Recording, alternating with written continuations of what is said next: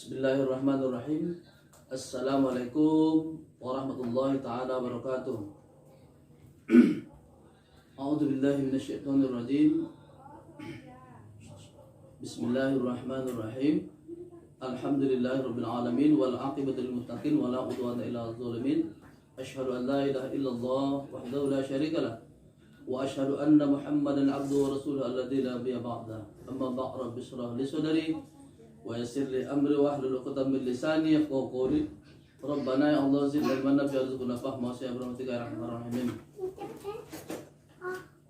Anak-anakku sekalian, harapan bangsa, harapan negara, harapan orang tua masing-masing, kembali kita bersyukur atas Allah SWT berkat rahmat taufik hidayahnya. Mudah-mudahan di hari ini kita masih dapat bertemu muka melalui Zoom. Sembari kita mengucapkan salawat berkesan pada Nabi Sallallahu Alaihi Wasallam yang sama-sama kita mengharapkan syafaatnya, terutama di akhir amin rabbal alamin. Anak-anak sekalian, Ustadz masih tetap memperingatkan kepada anak sekalian agar senantiasa menjaga protokol kesehatan, senantiasa memakai masker, senantiasa menutup mulut, senantiasa menjaga jarak, dan senantiasa mencuci tangan.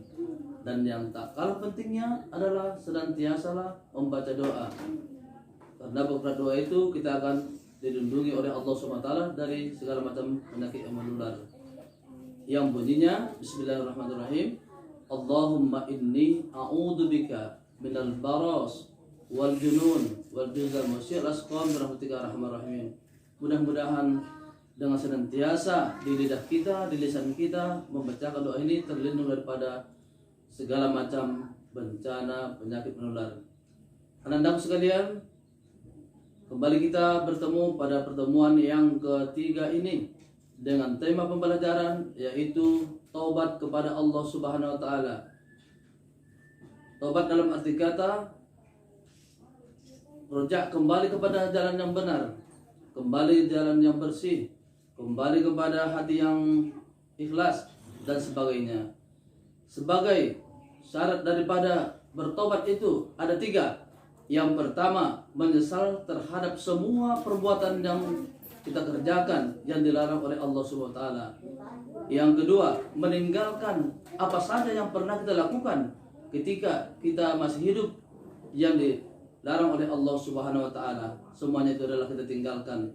Yang ketiga, bertekad senantiasa tidak akan melaksanakan maksiat lagi, atau tidak mengulangi maksiat lagi, atau tidak mengulangi perbuatan yang dilarang oleh Allah Subhanahu wa taala, termasuk adalah perbuatan yang haram di sisi Allah Subhanahu wa taala.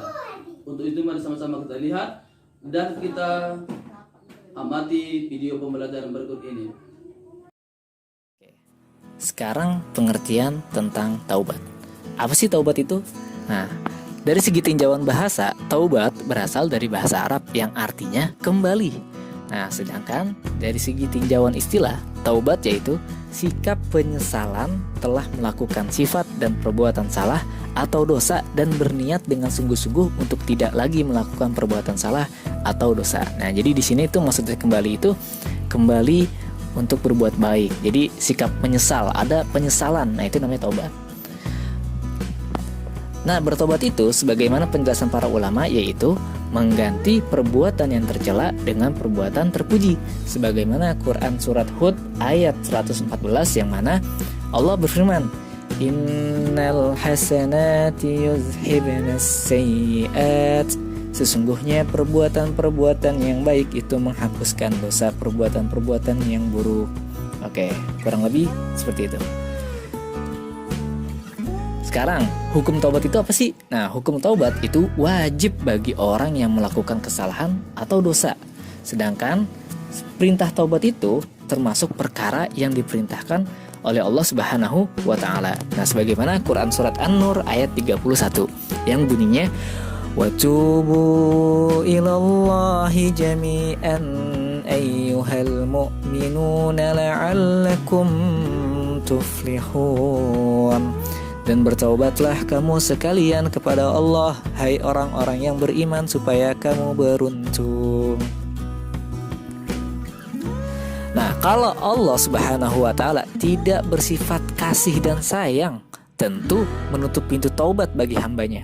Maka sebaiknya bersegera memohon ampun dengan lisan dan memperbanyak membaca istighfar. Kemudian memperbaiki diri dengan meninggalkan perbuatan buruk dan melakukan perbuatan yang baik. Nah, di sini tuh kita tuh diajak untuk selalu bertobat kepada Allah Subhanahu wa taala, karena sejatinya Allah itu maha baik banget gitu kan. Karena Allah tuh maha bersifat kasih dan sayang.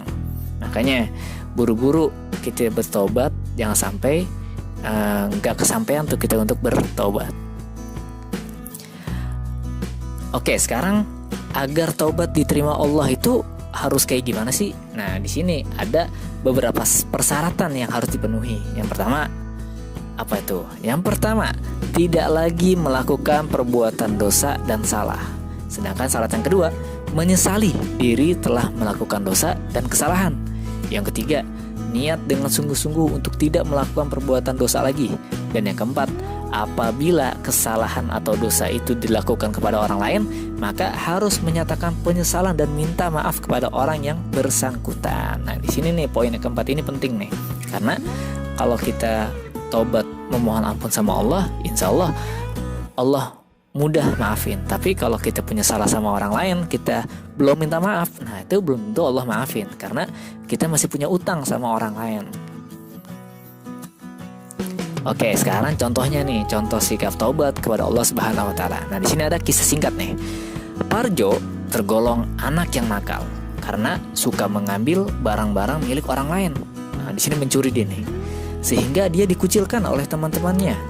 Parjo sering berbohong kepada teman-temannya.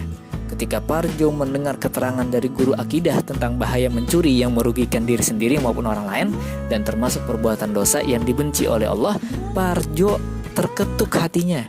Dia menyesal, kemudian memohon ampun kepada Allah Subhanahu wa taala dan meminta maaf kepada teman-temannya yang pernah ia curi barang-barangnya, serta berjanji tidak mengulangi lagi perbuatannya itu. Nah, jadi intinya taubat itu adalah sikap kembali dari yang tadinya nggak baik, dia kembali menjadi pribadi yang baik. Nah, di sini Pak Arjo nih udah sering mencuri, sering bohong lagi. Akhirnya dia bertobat, nggak pengen mengulangi perbuatan yang jeleknya itu lagi.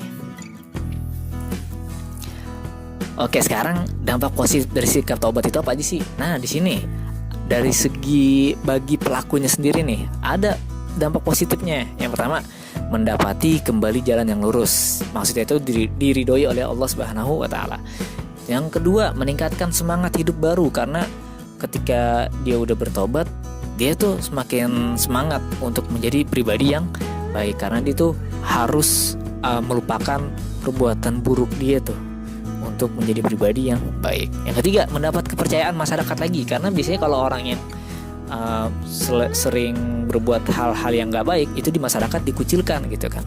Yang keempat, hati menjadi tentram dan tenang gitu, karena udah merasa dia tuh udah meninggalkan perbuatan yang gak baik. Biasanya kalau orang sering ngelakuin hal yang gak baik itu hatinya juga gak tenang. Yang kelima, meningkatkan keimanan dan ketakwaan kepada Allah. Nah, yang terakhir, diampuni dosa-dosanya, dan ini jelas banget. Sekarang dampak positifnya itu bagi orang lain apa aja sih? Oke, bagi keluarga, kerabat, bahkan masyarakat yang pernah tercemar akibat ulahnya dapat pulih kembali nama baiknya. Karena misalkan yang jahat itu kita nih, anak. Nah, kalau kita jahat, itu biasanya keluarga kita juga ikut kena dampaknya. Oh, anaknya si ini nih maling nih, oh si anak ini nih pernah mencuri nih, dan lain sebagainya. Jadi ikutan jelek. Jadi bukan nama kita doang, tapi nama keluarga kita juga ikut jelek. Tapi kalau dia tobat, ya insya Allah nama keluarganya juga ikut pulih tuh, ikut baik lagi. Yang kedua, dampak positifnya itu kecemasan keluarga, kerabat, dan masyarakat menjadi pudar. Jadi nggak takut lagi tuh, nggak khawatir lagi. Yang ketiga, lingkungan masyarakat tempat ia tinggal menjadi aman, damai, dan tentram. Jadi karena kita udah berbuat baik, kita udah kembali menjadi pribadi yang baik. Nah, masyarakat tuh nggak ada yang resah, nggak ada yang khawatir lagi terjadi hal-hal yang tidak diinginkan. Nah, sekarang bisa gak nih kita membiasakan diri untuk bersikap taubat gitu? Allah itu Maha Pengampun terhadap segala dosa dan kesalahan yang dilakukan oleh hambanya. Dengan sifat Allah tersebut, maka maka kita sebaiknya membiasakan diri untuk bertaubat.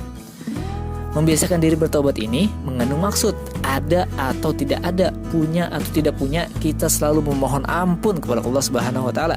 Hal ini telah dicontohkan Rasulullah SAW sebagai hamba yang tidak mempunyai dosa. Jadi ini tuh membiasakan diri bersikap taubat ini adalah ajaran dari Rasulullah SAW. Padahal beliau nggak punya dosa, tapi selalu mencontohkan pribadi yang selalu memohon ampun kepada Allah Subhanahu wa taala. Nah, di sini di hadis riwayat Muslim, ya ayyuhan nas tubu ilallah fa inni atubu fil yaumi ilaih mi'ati marrah.